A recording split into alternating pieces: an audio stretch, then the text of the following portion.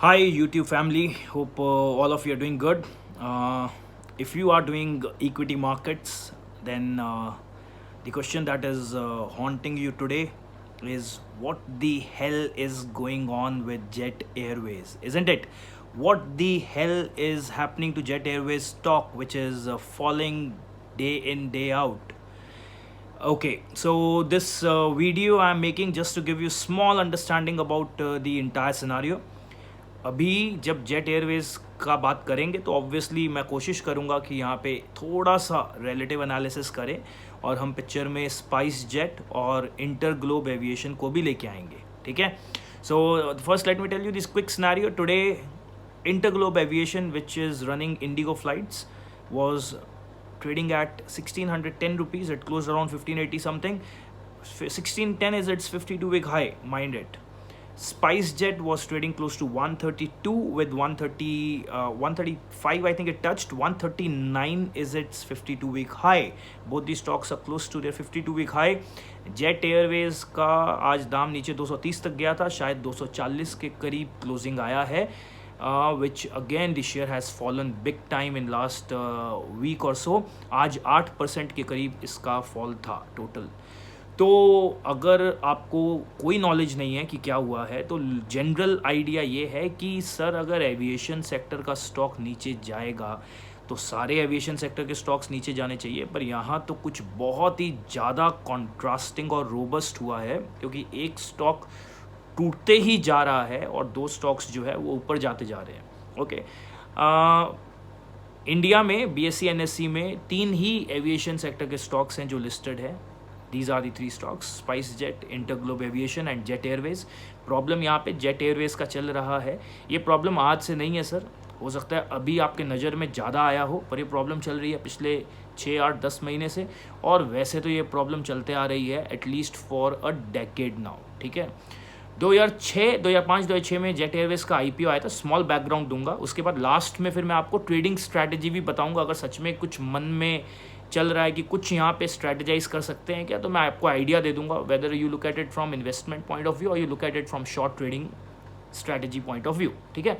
तो jet Airways sir 2006, 2005, 2006 में इसका आईपीओ आया था. This stock was trading close to 1400, 1500 at that time, ठीक है. उसके बाद 2012 में जाके कंपनी की हालत काफ़ी ख़राब हो गई थी. 2012 में इन्होंने यूएई की जो एयरलाइंस है एतिहाद एयरवेज, उनको 24% स्टेक दिया था, ठीक है. अभी 24% स्टेक एतिहाद ने लिया था, तो ऑब्वियसली एतिहाद को स्टेक देने का लॉजिक ये था कि वहाँ से पैसे आएंगे. So they got some good cash from there, but company had tough times from the very beginning. क्योंकि इंडिया में मैं बार बार ये समझाता हूँ कि इंडिया में एविएशन सेक्टर अब इवॉल्व हो रहा है. So future of aviation sector is still strong.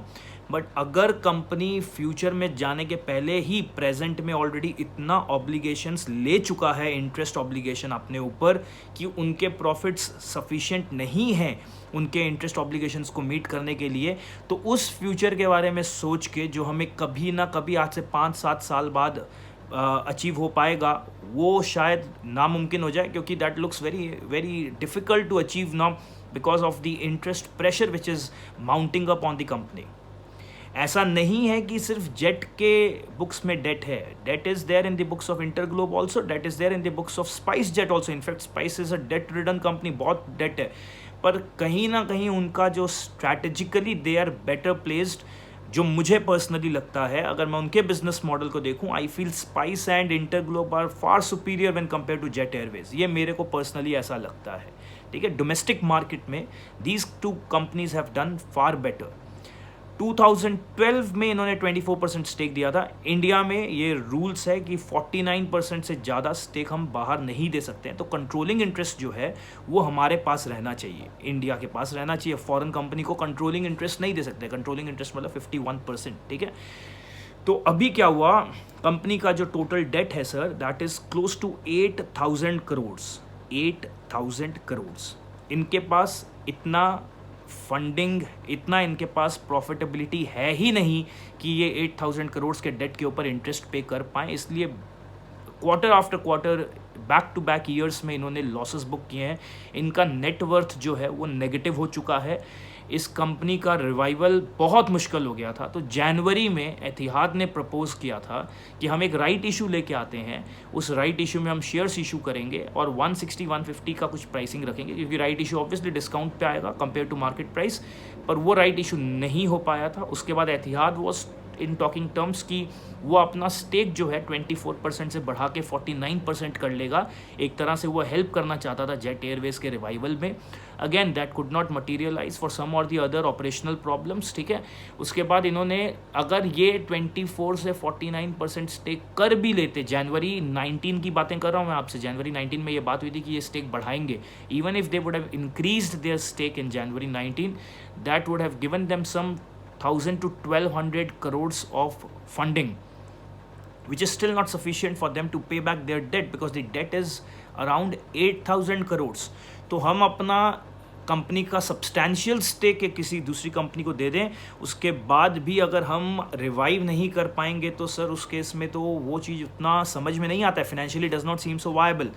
इसके बाद अभी इनके लिए जो रिवाइवल था, इनका जो एक रिवाइवल स्ट्रैटेजी था वो ये था कि इन्होंने SBI को कन्विंस किया था कि SBI consortium of banks form करेगा और वो मिल के इनको फंडिंग देंगे अराउंड 1500 करोड़ का, जिससे मुझे नहीं लगता है कि 1500 करोड़ भी अगर मिल जाता that could have been one time solution, but that's not a permanent solution. उससे बस ये होता कि आप थोड़े दिन और कंपनी को, ऑपरेशंस को जो है वो बिना डिस्टर्ब किए चलने देते, पर इसका मतलब ये नहीं है कि कंपनी का लॉन्ग टर्म प्रोस्पेक्ट्स बेटर हो जाता just because of SBI giving 1500 crore.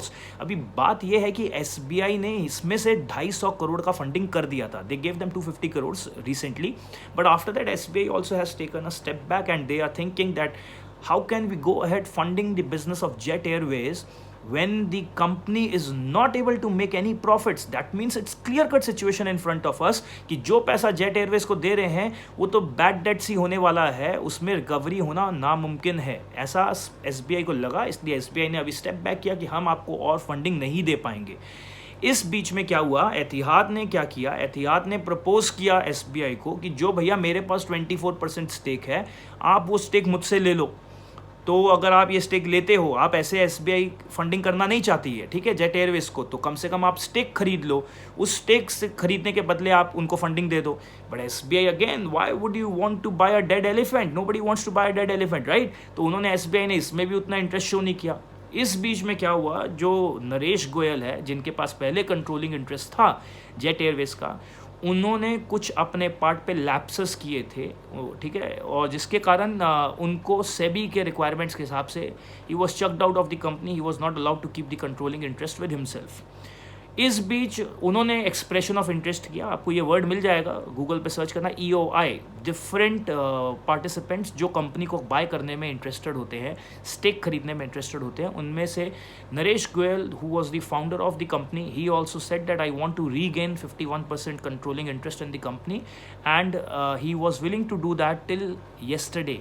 इसलिए कल तक भी सिचुएशन लग रहा था कि शायद कोई ना कोई आएगा और कंपनी को बचाएगा, बट अभी क्या हुआ है, आज उन्होंने भी, जहाँ तक सुनने में आ रहा है, आज उन्होंने भी बैकआउट कर लिया कि no, I am not interested in buying any stake in Jet Airways. Okay, so this was a big setback for the company.